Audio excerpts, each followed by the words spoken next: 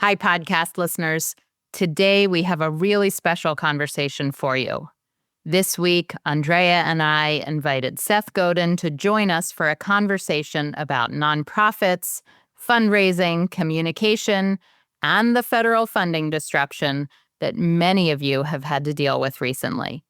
Seth is a brilliant communicator and marketer and the author of 21 best-selling books and an outstanding blog. We took questions from a live audience via chat, and Seth gave us some great advice and inspiration. We hope it's useful for you.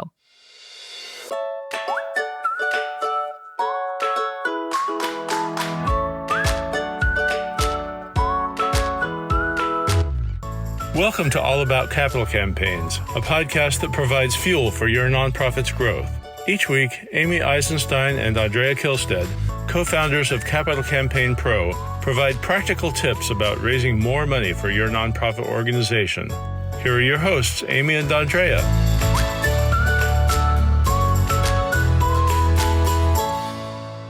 Today, we have a very special guest, Seth Godin. And Seth, as you know, is the author of 21 best-selling books. So today we're going to talk about communicating to your tribe. I mean, that's what Seth, that's what you're known for. So I'm going to invite you, I think, just to get us started by talking about some strategies that nonprofits might think about to communicate with people during these very unusual, challenging times. Thank you, Amy and Andrea. Mostly thank you to the people who are here. I'm here because of you. I'm here for the Q&A. I'm here to cheer you on. I was super lucky to grow up in a house with two nonprofit leaders, and I was raised to believe it was normal. And I'm just so grateful for the people who show up to make things better. So thank you. And Amy and I go back a little ways talking about things like strategy and marketing. Number one, strategy and tactics are not the same thing. And there are lots of people who will give you tactics. And there are lots of meetings you will go to about tactics. I don't want to talk about tactics. I want to talk about strategy. Strategy is the hard work we do before we do the hard work. And an organization with an elegant strategy, an organization with a strategy that is sustaining them and their community has a much easier time than an organization that just keeps deploying tactics to get to where they're going. Number two, it's not for everyone. There is no nonprofit that is for everyone, and there is no fundraising campaign that is for everyone. And instead of apologizing or shading what we're doing to explain things, we need to celebrate it's for someone, the smallest viable audience. Where is the group of people that would miss us if we were gone? And the next part of strategy is empathy. Nobody donates money to a nonprofit because it's the most important cause in the world by a easy to measure rubric. That's not what happens. Empathy is understanding that everybody you serve who is making a donation is doing it because it's worth more to them than the money they're giving you. And what is worth more to them isn't what's worth more to you. And one of the problems with being a fundraiser, if you're talking to a high net worth individual about donating a couple $100,000, you're saying to yourself, if I had that kind of money, I wouldn't give a couple $100,000 to us. But you're not them, and you don't have that kind of money. And so we have to find the empathy to realize we are offering people an opportunity to achieve their dreams, an opportunity to get to where they seek to go by extending themselves in support of the work we do. And then back to where I began this loop, which is you have a board to answer to and maybe a CEO. And all conversations about tactics must begin with a conversation about strategy. Who's it for? What's it for? What's the change we seek to make? And if it's not about those things, don't engage. Don't have a conversation about whether someone likes the color of your logo or not. It's irrelevant. And whether you tweet at 2:00 in the afternoon or send your emails with a certain kind of form letter, these are tactics. And if your tactics are supporting your strategy, then they work. And if they're not, then they don't. But getting your strategy right the change you seek to make, who's it for? What's it for? Who has done this before? And what are the systems at play? These things, that is why you're on this call. And that is why you're an executive in your institution. Because your job is not to do the tactics better than yesterday. I got an AI for that. Your job is to ask hard questions about what the strategy might be. Back to you, Andrea and Amy. Seth, thank you for that wonderful introduction. Seth, one of the things that's happened recently since the last election and since the change in politics is that strategies that worked quite recently all of a sudden don't seem to work so well, or may no longer be as appropriate as they once were. And the change has come upon us and our nonprofit organizations very quickly. So my question to help us get going is, what do you recommend for changing strategy quickly to go along with much larger global things or national things that are happening? Okay, so the words matter here a lot. And this is not an emergency call, even though it's labeled as one. And if you try to change your strategy quickly, I am almost certain that you will fail. That what we are talking about here is systems that create culture. They do that to defend themselves because culture is what's normal. What are things like around here? It's easy to imagine 300 ways the world could have evolved in the last couple of hundred years that do not include talented, committed, passionate people spamming wealthy people to implore them to give money to a nonprofit that's going to make a change happen. That's just the way it is, but it didn't have to be that way. It's just the way it is. There's a system in place. Systems persist because we need interoperability, because we need, when you meet someone in the street, if you're in North America, you shake their right hand. If you went like this, that would be weird, right? That the right hand handshake was invented because we needed a greeting.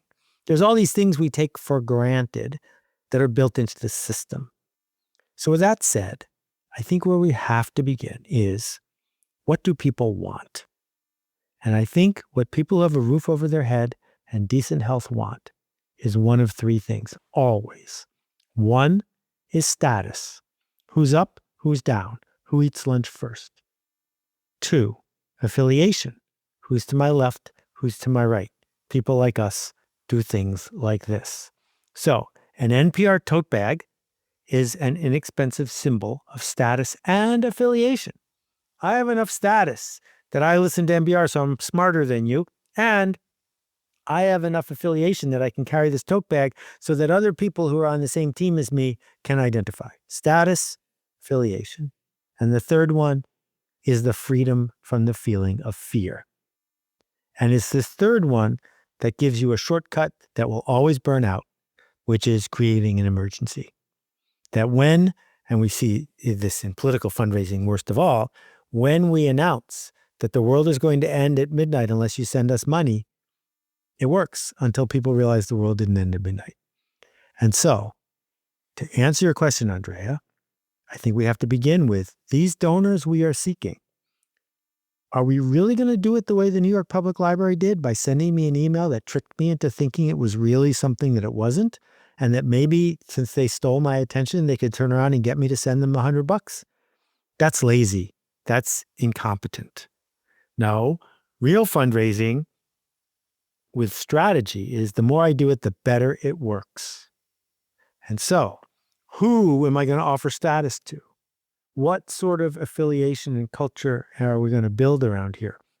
Because if you need to burn your furniture for heat, you can warm up your house for a little while, but then you're out of luck. What you need to do is, in this moment of transition, when systems are in stress, find a resilient strategy that you can explain to your peers and that you can repeat. And the more you do it, the better it works. All right, we've got several questions in. When you have donors on both sides or all sides of the political spectrum, how do you communicate in a way that it resonates with various audiences? Right. So universality is hard because the universe is a very big place. And figuring out how to communicate in a way that builds culture and affiliation. People like us do things like this when people have been indoctrinated and pushed relentlessly to divide. Takes guts. And the 4-word mantra I would put on the wall of your CEO's office and yours is shut up and drive. That if volunteer firemen are called to the scene of a fire, there should be no discussion whatsoever about how the person they're saving voted or how their fellow firefighter voted, just like we don't want to have a conversation about whether or not you eat meat, because there's a fire right here, right now. And so this idea that we are going to do a thing here, get on this bus if you want to do this thing. And if you want to have a conversation about these other things, please go do that over there. Not because they're lesser, not because they're not important, but because we do them over there. Over here, this is what we do. And so this posture that we have when we go to surgery with the mask on and the gloves, the surgeons do that partly to remind themselves and the nurses that they're about to do surgery. And so who's it for? What's it for? If you're looking for a cause that will give you solace in a world that is changing and that isn't about day trading between MSNBC and Fox, that's what we do. But if you're looking for affiliation with people who are, going to man the barricades, let me give you the names of 3 other places you can go to do that. We need enrollment. We need people who want to solve the difficult problem we are here to solve. And that other stuff, we hear you. It's really important, but we're not going to talk about that right now because we're here to talk about this. That takes guts to do that. And the alternative, which is totally legitimate, is to say, no, we're actually here to talk about this battle for our future. And that's what we do here. But you need to choose. You need to have the ability to say no or to say yes. It's a question that actually ties very much into this from someone who is with a Quaker organization, the publisher of magazines and videos and websites, and people are pushing them to be more activist, right? And it's not what they do well, right? And the question essentially, as I read it, is should we stay in our lane, right? Right. So what's the lane? And what does it mean to do it well? Because systems do change. And when systems change, the thing like, AT&T for a long time, what they did well was a long distance phone call without echo. But as that became less valuable, if they had just said, no, that's our lane, that's what we do, AT&T would be gone. And you may have noticed the last time you picked up your Nokia phone, you didn't have a Nokia phone because Nokia stuck to what they did well. And we have to keep coming back to the change we seek to make and the people we are here to serve.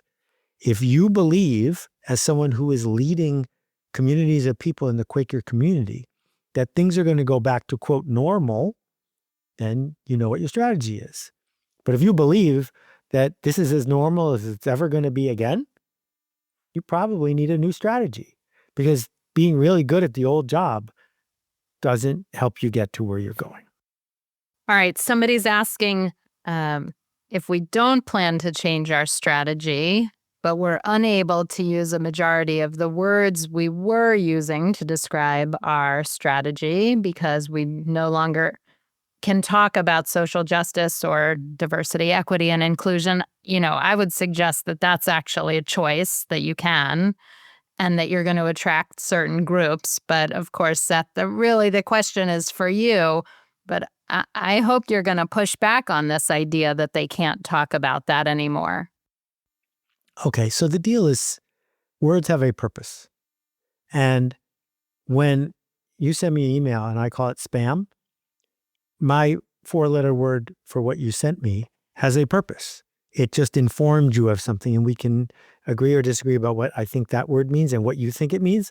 But if we are interoperating with each other and we're using words that we understand productively, that's what words are for.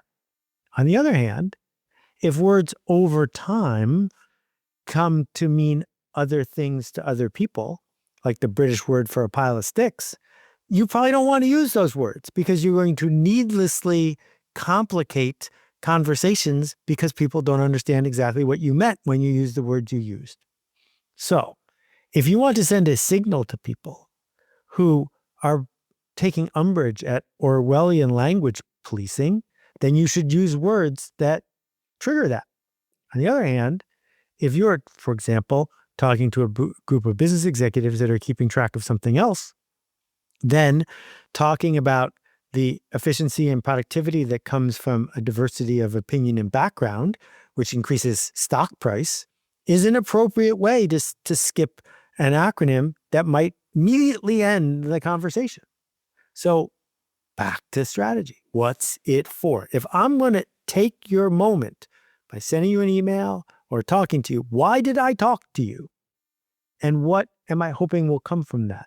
And if it turns out when I talk to you if I speak to you in Esperanto and it doesn't work, I should probably stop talking Esperanto. Yeah. So what that triggers for me is also choose your audience, tailor your message, tailor your message to your audience. And correct. That's part of the strategy. Also, and this is key, and I can't believe we've gone 20 minutes and I didn't bring it up yet. If you want to make a change happen, it helps to be part of an organization that's making change happen. If you don't want to make a change happen, then be very clear that you're just here to keep the water calm. You're not going to make a difference. But if you want to make a change happen, you must create tension. If I pull a rubber band backwards, there's tension. And if I let go, it goes across the room. I cannot make a rubber band go across the room without creating tension. Tension is different than stress. Stress is bad. It's wanting two things that you can't have at the same time. Tension is positive, right? The Taylor Swift tickets are going to sell out in 15 minutes. Better go run, tell your dad. That's a positive tension that gets someone to go move forward. So what we have to do is create tension on purpose. And if that means that some of the people we used to serve say, I'm moving on, that's okay. Because if everything you're engaging with is tension-free, the best you can hope for is a tie. But we're not here to make a tie. We're here to make a difference. Like that. We're not here to make a tie. Bring the people that support you and your work and your mission closer. And it's okay if others drift away. Otherwise, your message is going to be neutral at best, ineffective. Yeah. So here's the Momofuku story. Many people have heard of David Chang and his restaurant empire. It began with a little teeny tiny restaurant on First Avenue in New York City. And I was there on the day that David Chang became David Chang. My family and I used to go when they were when the kids were little, we'd hop in the Prius, drive down to First Avenue, and on Saturday afternoons have lunch. And I'm pretty sure it was David behind the counter. I can't tell you for sure. But I would order the Brussels sprouts, no bacon, please. The reason I did that is I haven't had meat in 40 years. And they would save money because they didn't have to waste the bacon. And I would have a better time because I could eat it. And the first 3 weeks, it was delicious. There was not a lot of things on the menu I ate, but I ate that and I liked it very much. The fourth week, we show up and I order it. And he turns to me and he says, there's a vegetarian restaurant 3 doors down. And we put bacon on the Brussels sprouts because we like it that way. So I really appreciate your support. The restaurant's almost empty. It means a lot that you come here, but I think you'd be better off going to the restaurant down the street. That was the day it became Momofuku. I love that story, Seth, and it applies so well to many donor things that I think we in the fundraising business don't often take advantage of. But there is true power in saying to a donor, I don't think this is the organization for you. Why don't you, I'm going to introduce you to my friend at the such and such organization because I think your values align better. There's such power in doing that. So it's a great story. Thank you. Okay. If you're a small nonprofit and can't offer status or much affiliation, back to your NPR tote bag story, what should we focus on? Okay. Sorry, that's nonsense. Of course you can offer status. I have helped nonprofits that have one employee. Why do I do that? Why do I spend a day or a week or more of my life helping a nonprofit that is tiny?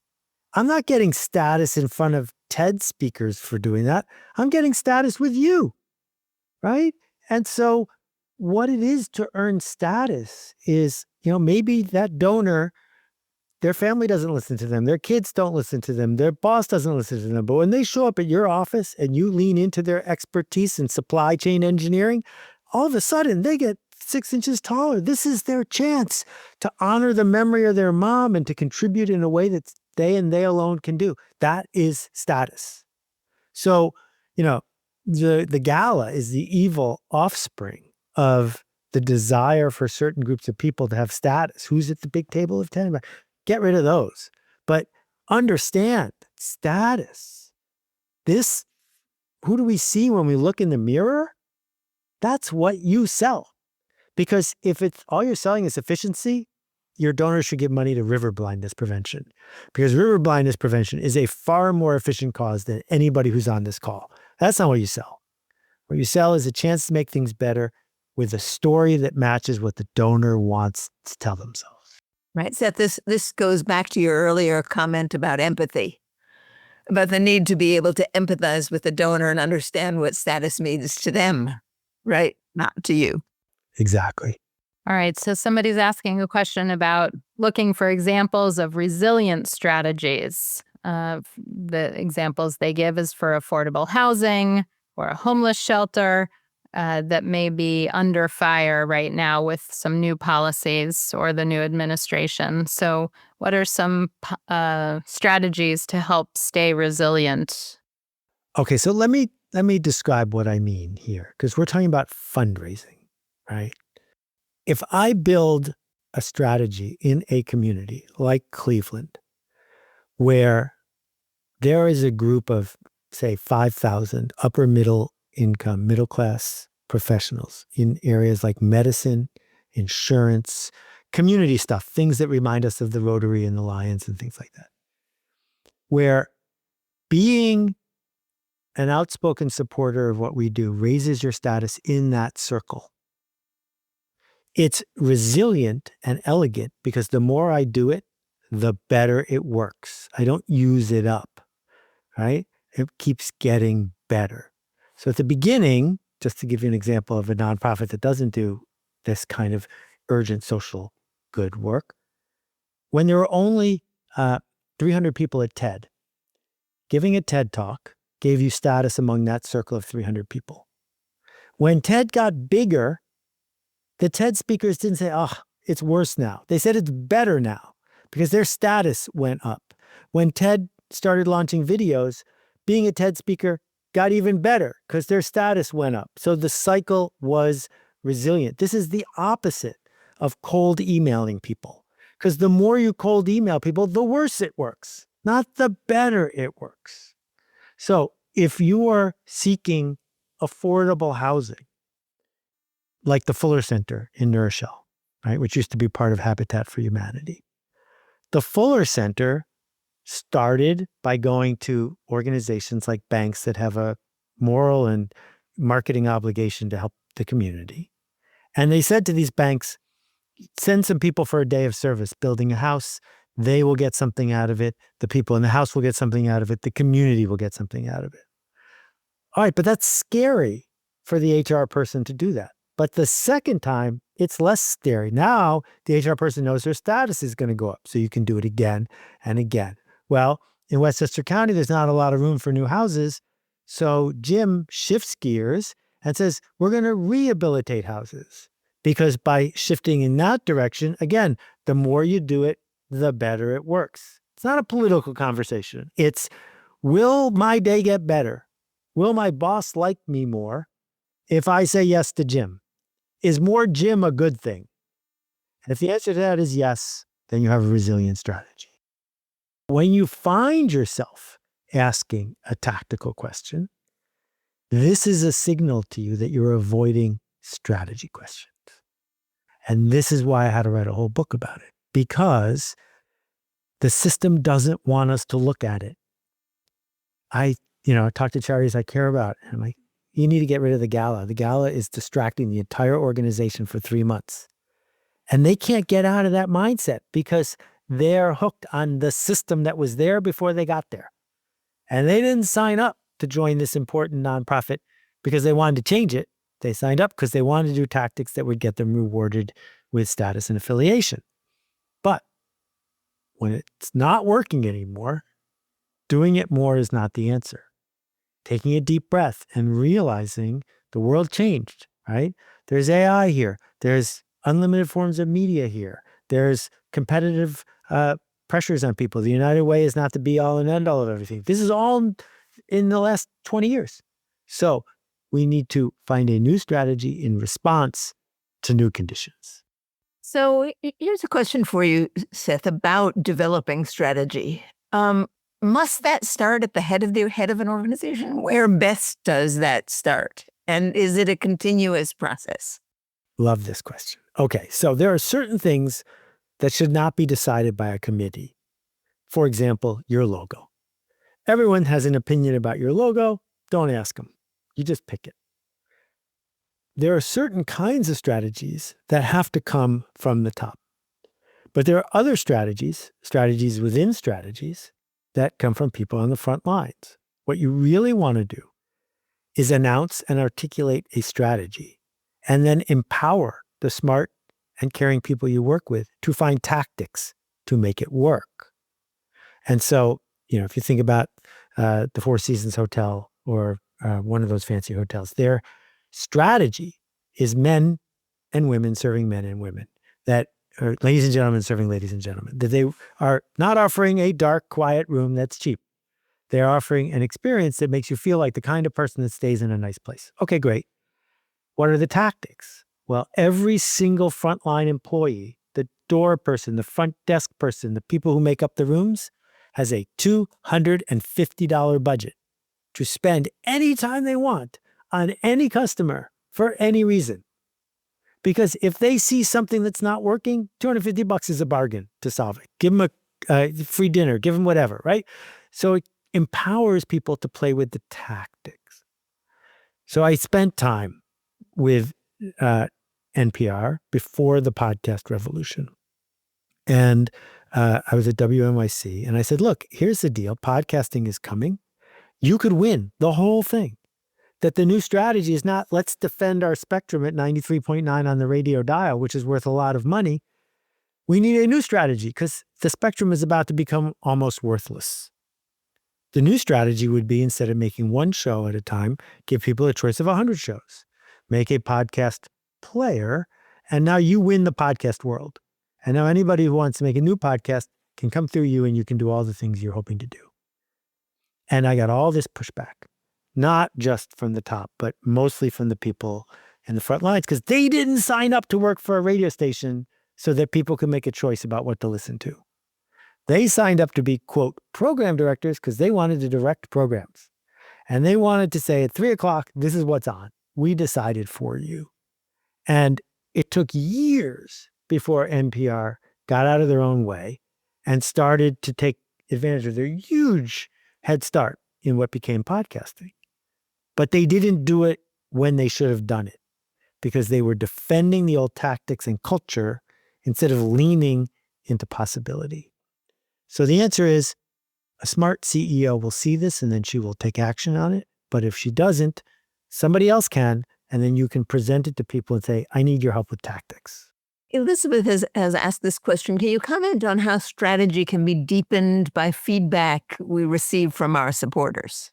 Oh, this is great. Okay. It's okay to say it's not for you. And it's okay to say, thank you, I learned a lot. But it's not okay to say something in between. So if you play avant-garde jazz and someone who likes Kenny G hates your show, thank you for telling me. Ignore everything they say. It's not for you. On the other hand, if someone who loves avant-garde jazz says, it's not good, well, now you're in trouble because you picked your audience and your audience doesn't like you. So what we have to begin with is the person who's this for. What do they believe? What do they dream of? What do they want? What's their worldview? When I find one of those people, their feedback is precious.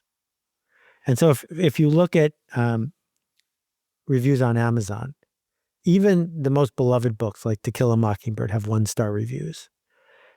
Harper Lee should not lose any sleep if she's still paying attention to Amazon in the great beyond for a 1-star review. Because all that says is this book isn't for me, not this isn't a good book. So we need to listen to the people who are ready to give us a 4-star review. What did they notice about our tactics that didn't match what they believe in? Because now our empathy can improve. I think that's such good advice. And for better or for worse, I think a lot of nonprofits get led astray, especially in a boardroom when one board member is listening to somebody that maybe they should be tuning out. So I'm wondering if you have any thoughts or experience on how nonprofit leaders should engage board members in determining their strategy.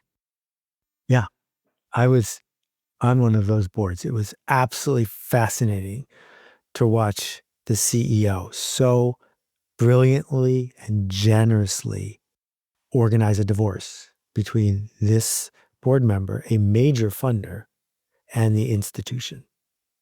Because it was clear that while the board member had money and opinions, the work the board member wanted to do wasn't going to match the mission that the institution had signed up for.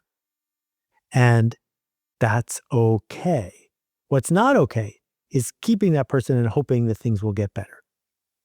That one of the things that we see in great board meetings is there are no surprises. The way you have a great board meeting is you pre-meet with everybody you need to meet with before the meeting happens. Because we're not taking all these people's valuable time to have a scrum. If you want to have a conversation, let's have conversations all the time.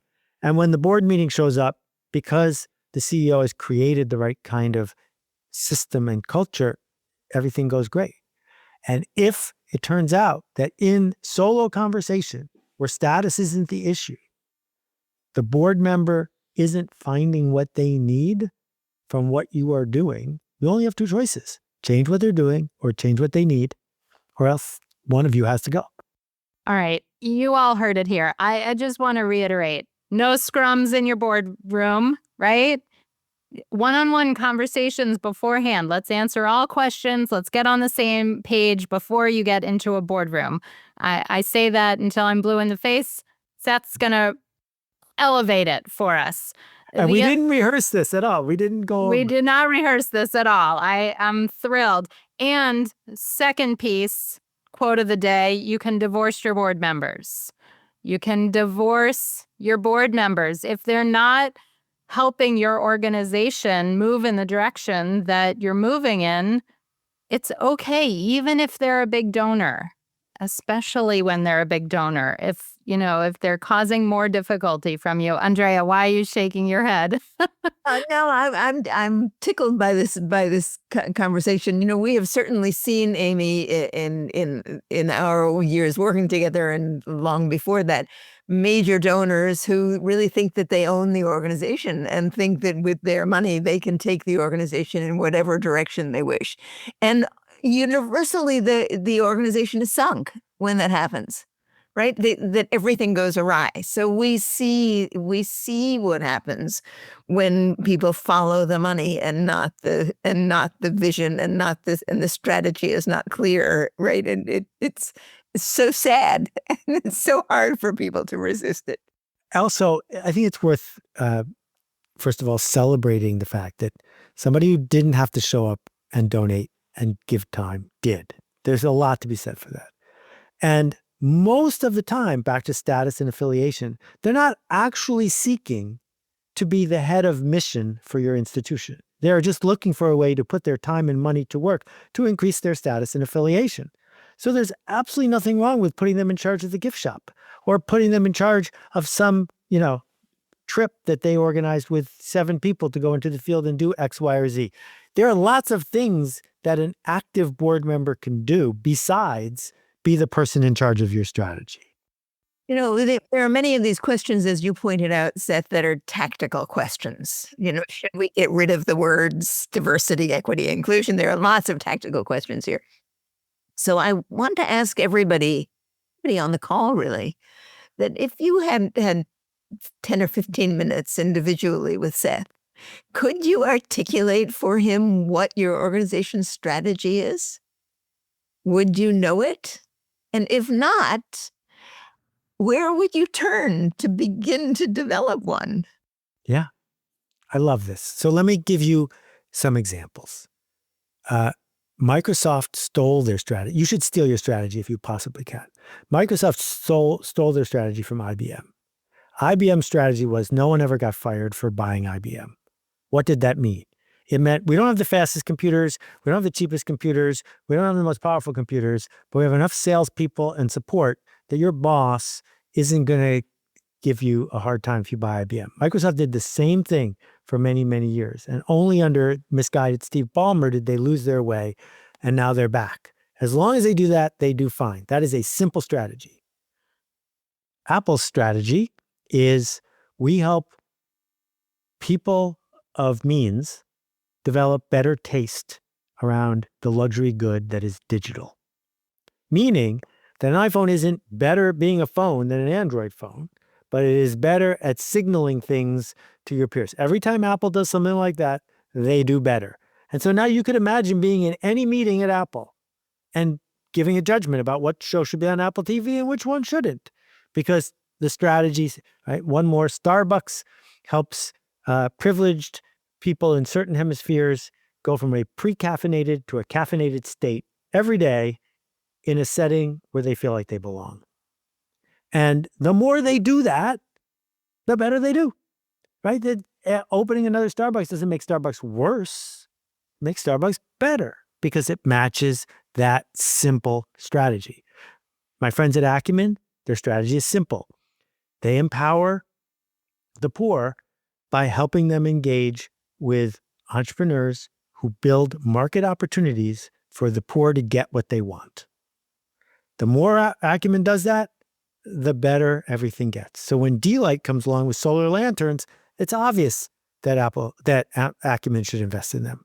Same thing with Vision Spring and LifeSpring and many of the other companies there that I've worked with. It's a very simple thing. Charity Water says, we don't actually spend much time building wells, but we know there's a whole class of people in the United States who are digital, who will be able to satisfy their philanthropic goals by engaging with us in a social way that gives us money that we can go use to build wells and give people water. That's what we do all day long. That's their strategy. Does it mean that the tactics don't change? They change all the time. But the strategy doesn't have to be a buzzword, but it has to be the more we do this, the better it works. All right, Seth, before we let you go in a couple minutes, I'm going to ask you for some final words of wisdom or final thoughts that you want to share, but somebody's asking, they didn't want to admit it with their name. They're asking anonymously if they haven't read any of your books yet, which one should they start if their focus is fundraising and nonprofit specifically? So which of your 21 best-selling books do you want to highlight for this particular audience? And then some final thoughts for the day. So I don't want your money. Feel free to read my blog. There's 9,000 posts there at seth.blog. When I work with a nonprofit, I give them 2 books. I give them This is Marketing, and then I give them This is Strategy. If you read This is Marketing, and then you read This is Strategy, and you don't understand what I just talked about today, then I did a lousy job of writing those books. But I wrote those books so that people who do work I care about would have a head start. All right. So final thoughts. These nonprofit leaders and fundraisers are heading back to their boardrooms and their bosses, and they want to report back on what they learned in the last 45 minutes. What are the key takeaways from you? What are the most important things that you want to highlight? Well, the first thing is I think you would report that I was on fire ranting because I care so much about you and the work you're doing. I hope I was. I think the takeaway is we need to ask just a few hard questions. Who's it for? What's it for? What's the change we seek to make? As specific and simple as we can. What are the systems at work that are helping us do this? And what are the systems that we have to keep working against, fighting? Where is time? What game are we playing? Do we have empathy? for our donors, and for the people we serve. If we can just keep asking these questions over and over again, we're smart enough to answer them. But instead, we get indoctrinated or snookered into day trading our emotions and worrying about what happened 4 minutes ago and reading breaking news. The thing is, the arc of the universe really is long, and people on this call keep making it better, and we cannot get distracted by people who want to divide us or distract us. Excellent. Seth, thank you so much for joining us in this very important moment we're in. I always learn from Seth. I always learn from his books. If you don't know Seth's books, one of the great things about his books, and I have several of them sitting here, one after another, I don't know, I got a bunch of them, is that they're the kinds of books that you can read them from cover to cover, but you don't have to. So you can just open them to almost any page, as I did this particular book, The Icarus Deception. And here's I'll just give you a little gem from it because I happened to stumble on it. 4 common mistakes that help you hide. Now, all of us hide. Here are the common mistakes. Busy is the same as brave, right? I like that one. A mentor is going to change your life. You think a mentor is going to change your life. Okay. Waiting to get picked is the next step. That's a mistake. And there is a secret, and you will soon learn it. It's a mistake. So that's just an example of the little wisdoms that Seth has tucked all over his books and what makes them fun to have on your desk and to open up and see what little wisdom you find. So let me just say we have a lot of new friends who are on the call today, of course, because Seth was here. So I do want to give a shout out to what we do here at Capital Campaign Pro. And that is we provide strategy and strategic advice for organizations that are heading into and leading capital campaigns. So if you are thinking about doing a capital campaign or planning one or getting ready for a feasibility study, I do hope that you will seriously consider us and our team at Capital Campaign Pro. If you go to our website, capitalcampaignpro.com, you can sign up to talk to us for free, no obligation, but we'd love to hear about what you're thinking about and what you're planning and how we might be able to support you and your team. And all day long, we discuss strategy and making strategic decisions and having a plan so we can help you. And right now we're helping our clients navigate this at various stages of their campaigns because we're working with organizations that are at the beginning and planning, doing feasibility, who are in the quiet phase and even in the public phase of their capital campaigns. And they're all navigating these hot button issues right now, and we're coaching them through that. So I do hope you'll visit our website and look forward to you joining us for more of these thoughtful conversations. If you want to read more from Seth, be sure to visit him at sethgodin.com. And if you need more thoughts and advice on the present moment, all of these conversations on the federal funding emergency are on our website at capitalcampaignpro.com/emergency.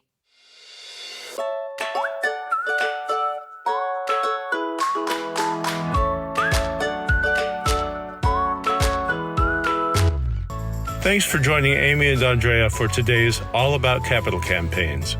To learn more about them and their work together, visit capitalcampaignpro.com, where you'll find all the help you'll need for your campaign. And please follow, rate, and review us on your favorite podcasting platform. Thank you.